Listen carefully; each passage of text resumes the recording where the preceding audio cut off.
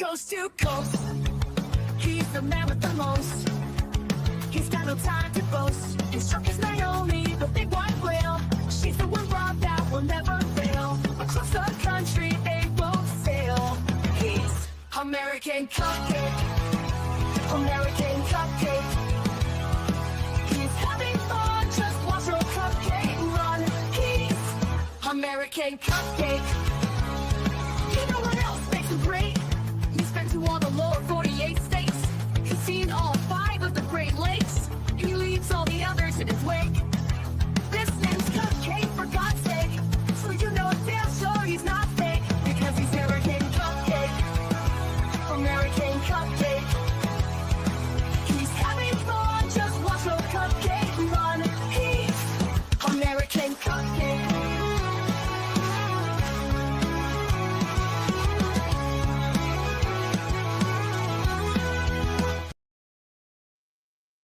Hello, everybody.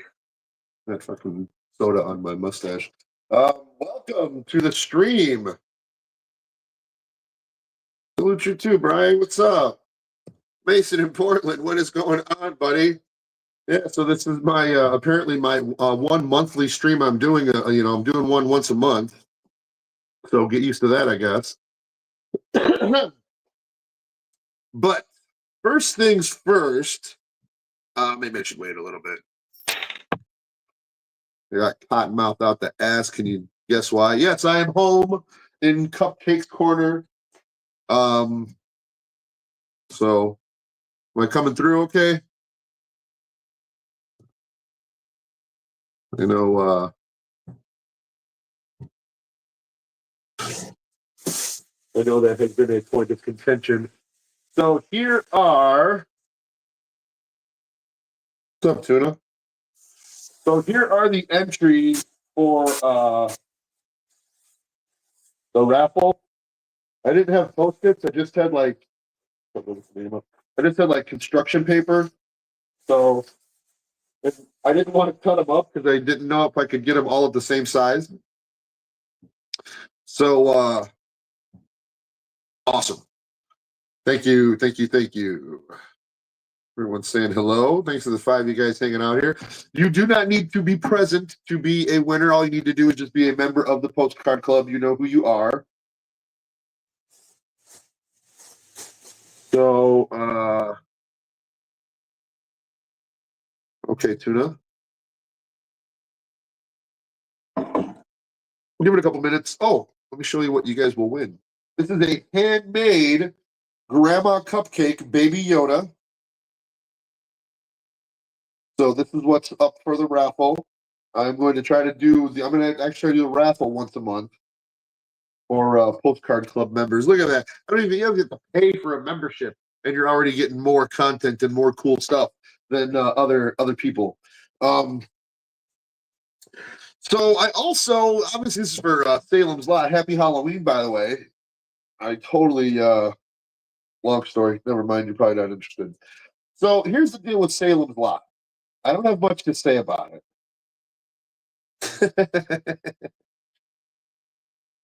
Yes, it is. If you're a member of the Postcard Club, you have an opportunity to win it today. So here's the thing with Salem's Lot. It was Stephen King's second book. And it's about vampires. I have a feeling that had I read this when it first came out in, I think it was 1972, it would be a better book. But now with everything that, all the stuff we already have about vampires, it was very cliche. It didn't, time has not done Salem's Lot well. You've never read it before. It's your basic vampire story. There are some very Stephen King-esque, like I'm getting into this later, but it's the vampire's assistant buys a house, brings stuff over from the mainland. He sets up shop. He starts converting people to vampires, and people start dying. then the main character goes and defeats the vampire. It's very much like Bram Stoker's Dracula too, where the protagonist's um, girlfriend becomes a vampire and he has to kill her. That stakes her in the heart. It's just your very typical vampire story. But what I will say about Salem's Lot is you can absolutely tell this is a Stephen King book, and he has taken so many ideas from this book for his other stories. Like for the book opens up with the tall man and the boy, kind of just like the Dark Tower, where you've got Roland, the tall man, the gunslinger, and then you got the kid with him. And there are bits and pieces of The Stand. There are bits and pieces of It. There are bits and he absolutely this is his Rosetta. Salem's Lot is Stephen King's Rosetta Stone of the books he's written. I would not be surprised if there are Stephen King books that I have not read that have little bits and pieces from Salem's Lot in there. Skull, it's just a LaCroix.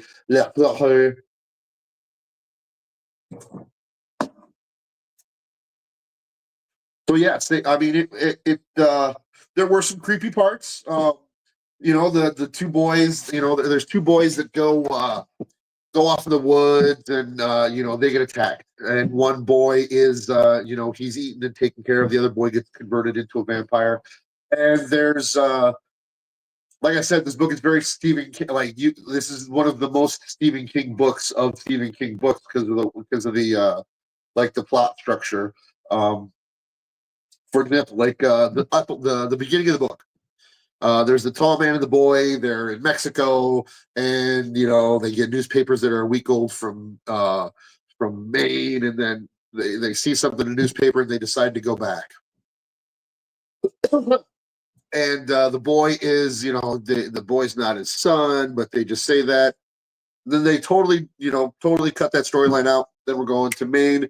We get and forgive me, it's been, I forgot the main character's name, but he's an author. It's another Stephen King insert. He tries to, he I don't know if he does it on purpose, but every one of his books, there's at least one Stephen King insert, where he's a character. But this one was definitely him. So this author goes to this little town where he, grew up as a kid. He sees this girl, and they start going out. Then there's this book. Let me tell you, this is another thing. This book takes about 17 years to get started. I get that we have to, and this is a point I wanted to make about it being like The Stand. We learn about the ins and outs of every character in this book, and obviously it serves a purpose towards the end of the book, the climax, when these people are ultimately converted into vampires. That you feel more empathy towards them because of that, for sure. But it just took a long time. Like, dude, this one, it was just this guy. This woman's cheating on his husband with this young kid, and he has to go all into the details of the, okay, it was just very long-winded, very Stephen King-esque. Like, dude, it was.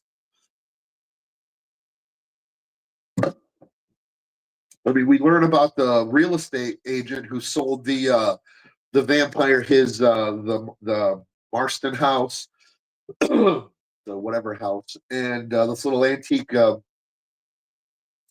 furniture shop. And we really never find out. He was a crooked real estate guy. That was an unneeded storyline, I think. But so here's the thing with The Stand. He tells you all these people's stories, just like The Stand. The structure of him telling the stories of these people is just like the structure of what he did in The Stand. The antique shop is just like Needful Things. He took, it was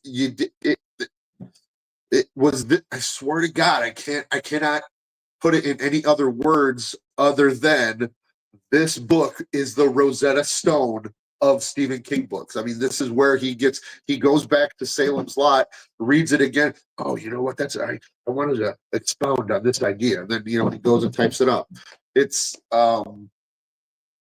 he even uses what was that? Bill the Stutterer in it. He sees he pushes his fist against the post and still insists he sees the ghost. That's in this book. And that was Bill's, like, that was his chance to escape it as he was writing. I may do it too, but that's a fucking long ass book. Oh god. So anyway, the events of the book are exciting, are like, but they're very cliche. Like the boy, all right, so the two boys, one boy turns into a vampire, and then fuck, you're following through. That's the cupcake drinking game. Every time I say and then when I'm explaining something, take a drink. So the boy Mark, the two brothers who got lost in the woods, rode to see their friend Mark. Towards the middle of the book, we focus on Mark. There's a chapter on Mark and how Danny, the older of the two brothers, appears in Mark's window, but Mark, he's on the second floor, and this kid is really into monsters and stuff, so he right away understands, oh, it's a vampire, you're not supposed to invite him in.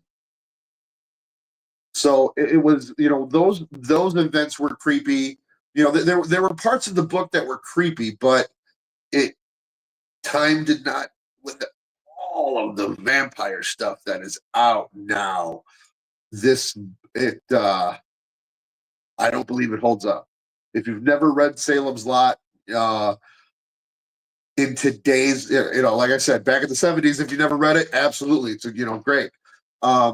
If you have never read it and you want to read it now, go ahead, just to put the tick on, notch in your belt of the Stephen King book I read, which is why I did it. Yeah, it doesn't hold up. It doesn't hold up. It's just a very cliche nowadays. It's a very cliche vampire story. But there are, like I said, there are Stephen King-esque.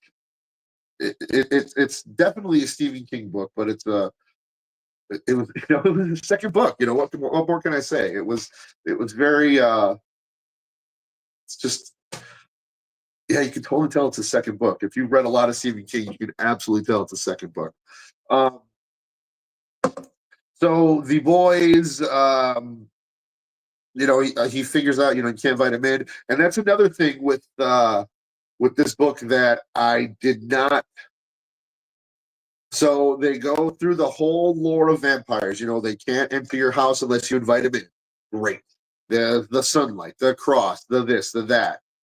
But the one thing that they didn't do was that vampires eat people and vampires turn certain people. Like every vampire story that and here I'm going to digress a little bit if I may. I dug vampire. Like vampires to me are very cool. They're immortal. They it's they can just they're sexy. They're everything I'm not. It's basically what a vampire. It's just why I guess I'm drawn to vampires. But going back to the dork verse in the early 90s in college, if you remember tabletop role-playing games like Dungeons and Dragons, if you remember Vampire the Masquerade, I played that game a lot. I was a Ravnos and I was a Nosferatu at one point. And then the role-playing game Rifts had vampires that lived in Mexico, and they were. So yes, I dig, like I love vampires. I love the vampire lore.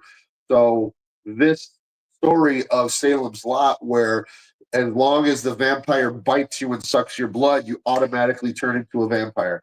I know that's a vampire's main thing with humans is their chattel, their food, and then there's certain, you go, oh, you know what? I think you're cool. Here, let me suck your blood. You suck my blood, so you'll get my poisoned vampire blood into your body. Like that's how you turn into a vampire. So Stephen King, you lose a cupcake for that part of your book. To where if you just get bitten by a vampire, you turn. That's I did not agree with that. I did not like that. I thought that was kind of stupid, Stephen King. All right, so 13 people in watching here. How many people in the chat are actually part of my postcard club? This isn't fucking work either.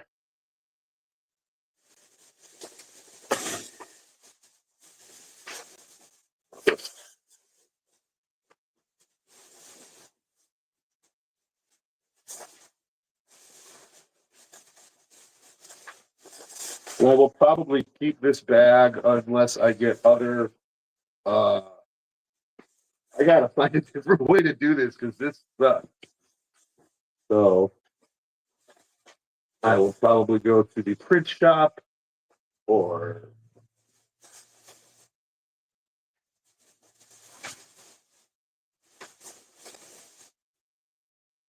All right. Deadpool. What's up, brother? All right. So I, in my hand, hold the winner of the the cupcake Baby Yoda raffle.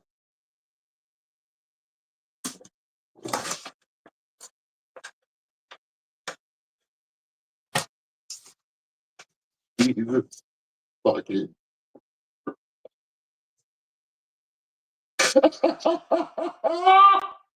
Oh my god.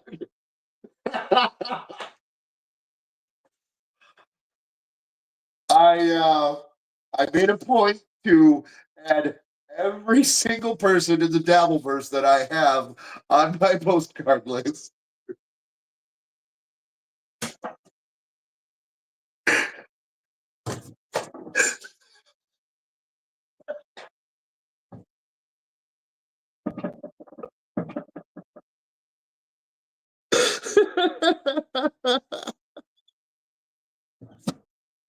Yes, he's on my postcard list. Yes, I sent him postcards, but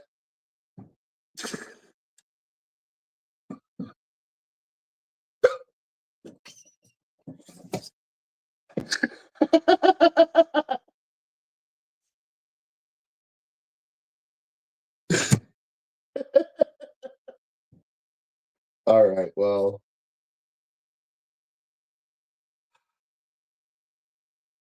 I mean, between me and the 13 people watching right now, like this is too good of a prize to like give Joey C. I'm sorry. Like,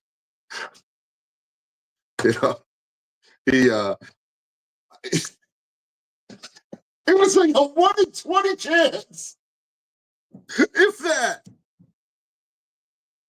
But yeah, no, he said he's going to yeah, when he does his clip shows, he's not ever showing another clip of me from on his show. So I think we'll do it here. Let's do a poll. Let's do a poll in the chat. All right. So one, I send this one of a kind, handmade grandma cupcake crochet baby Yoda to Joey C, or should I um pull another name?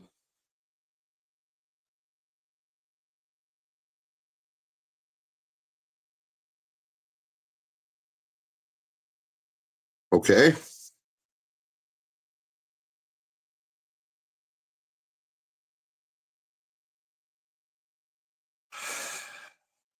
All right. All right. Joey C, if you're watching, this is coming to you.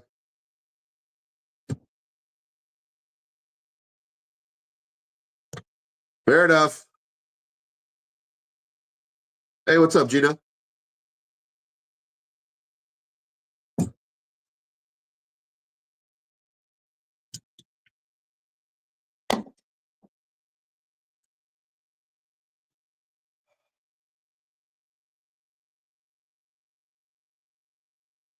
Man,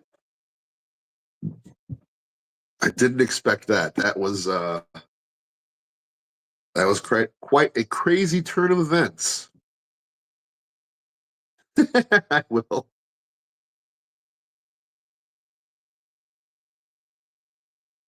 Totally, totally. And seriously, I mean, look, uh,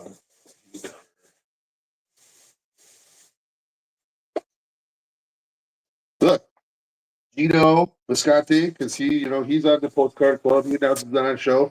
Tuki is obviously on the postcard club.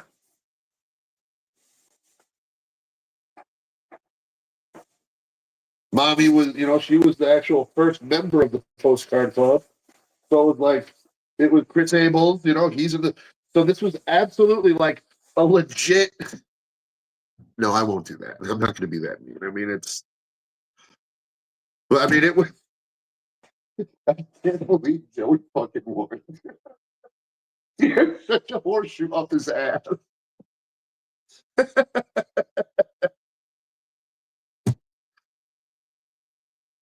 Oh my god.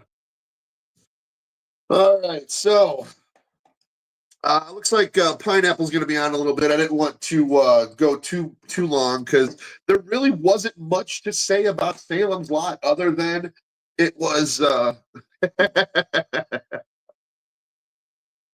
will do that. I will do that. Ah, yes, yes, yes. Look at you. Look at you. Yeah, yeah, I have the expansion book of Vampire the Masquerade, and there was a leather clad, black leather jacket, long, slick back hair. It was the Ravnos, and he was more of a city dweller. And I dug that aspect of it. No, I won't do that. I will legit send it to him. Fuck, I wish I had something else though. And I do have that C3PO. All right, I may hop on later with something else. I was cleaning up my closet actually, getting rid of stuff, and this thing, the little guy popped up. It's like, oh my god! But yes, it is a handmade. Probably have more of these hanging, floating around. Handmade Grandma Cupcake Original. I know, of all the people.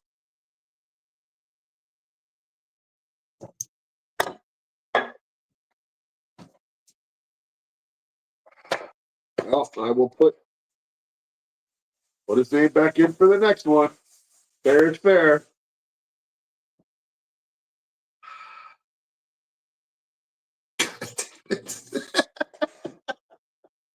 And Joey, I know you're watching. When I send this to you, you better go. Yeah, yeah. You know what? I got this. Even though I Cupcake, I do. He did come true, and he did send me this. So I know you're watching. I know you're one of the 14 in here, Joey.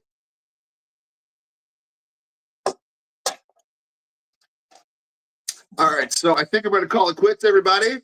Go check out Chewing the Shit with Echo Pineapple. I don't know how to do all that stuttering John. Oh, Joey's going live right now, I think. Maybe he'll snipe me.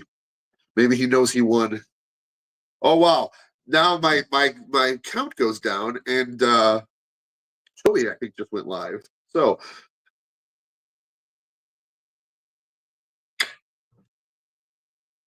again, if you want to be part of the most exclusive club in the Dabbleverse, where you can win fantastic prizes and get postcards from all over the country, just DM me on Twitter at Box Truck Cupcake. I should probably put that down at the thing there. At Box Truck Cupcake on Twitter X, and you will get postcards. I do have. Well, actually, you know what? I still do. I did. I got a bunch of bumper stickers. Thank you, sir. Um, I don't know how to do that. Like, I just do it from my phone. Like, I don't know how to do all that fancy stuff. So But I did find a bunch of bumper stickers from south of the border in South Carolina that Mexican themed resort town city place. So if you're in the postcard club, I should have enough for everybody. So everybody will probably be getting one of them. I just got to send them out. Other than that, do I have probably not. So Salem's Lot, check it out if you want to. If you're a Stephen King fan, have never read it, you will probably not enjoy it as much as Stephen King's other stuff. If you read it before, okay. I never saw any of the movies. Never. I just didn't see them. I did see Venom: The Last Dance. I may go on a little bit later because I am home. I am going to. Oh man, my kitchen's a mess, or I would show you. I am going to make some chicharrones in chile verde because I'm home. So I will probably take it downstairs because everyone's watching the football game right now. But go check out Echo Pineapple. I don't know what his channel is, but EKUE? No. Whatever. Echo. You know, the pineapple. You know who the fuck he is. All right, guys. Catch you later. Congratulations to Joey C. once again. Jesus. All right, goodbye. Keep her between the two. You got it. All right, everybody. Catch you later. Bye. Reviews and stories all the